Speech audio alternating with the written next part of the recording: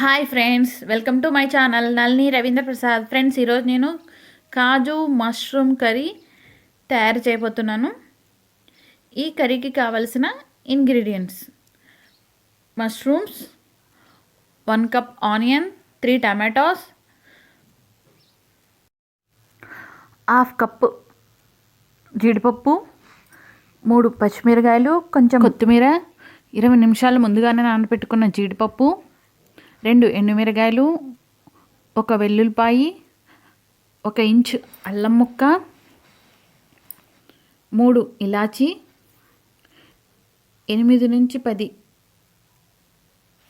లవంగాలు, కొంచెం చెక్క, మేగడ పెరుగు, అలాగే పౌడర్ చేసుకోవడానికి 2 టేబుల్ స్పూన్ ధనియాలు, 1 టేబుల్ స్పూన్ జీలకర్ర.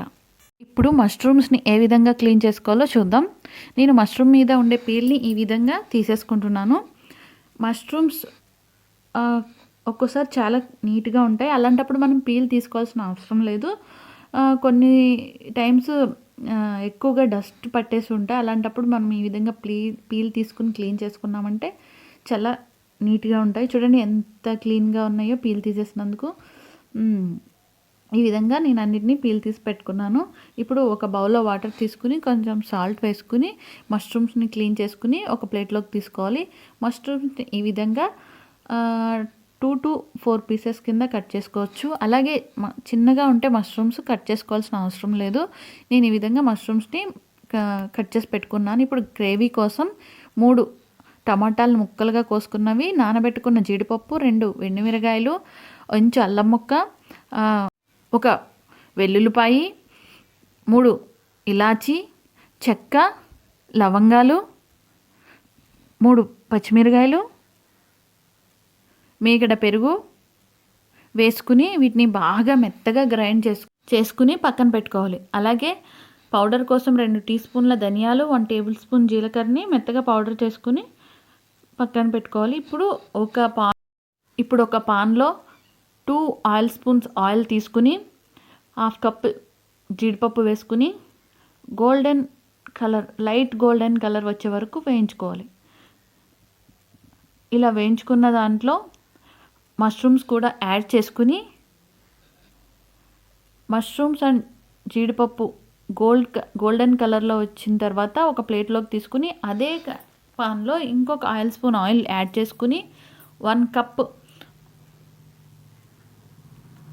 ఆనియన్స్ యాడ్ చేసుకుని గోల్డెన్ కలర్ వచ్చే వరకు, లైట్ గోల్డెన్ కలర్ వచ్చే వరకు వేయించుకుని దీనిలో చిటికెడు పసుపు, 2 టేబుల్ స్పూన్ కారం, 2 టేబుల్ స్పూన్ జీలకర్ర, ధనియాల పొడి వేసుకుని 30 సెకండ్ల పాటు మగ్గనివ్వాలి.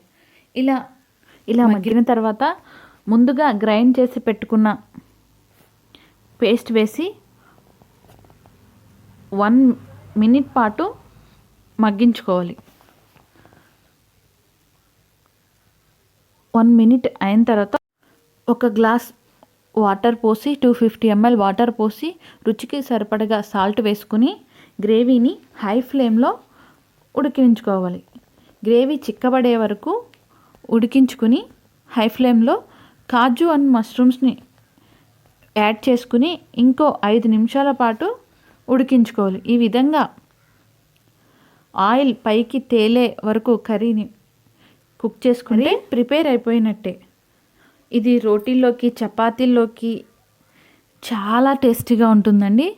ఇది మనం రైస్లోకి ప్రిపేర్ చేసుకున్నాం కాబట్టి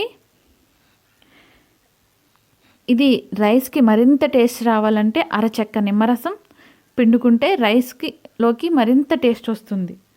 అరచెక్క నిమ్మరసం పిండుకుని కొత్తిమీరతో గార్నిష్ చేసుకుంటే వేడి కాజు మష్రూమ్ కర్రీ అండ్ టేస్టీ కాజు మష్రూమ్ కర్రీ రెడీ అయిపోయినట్టే.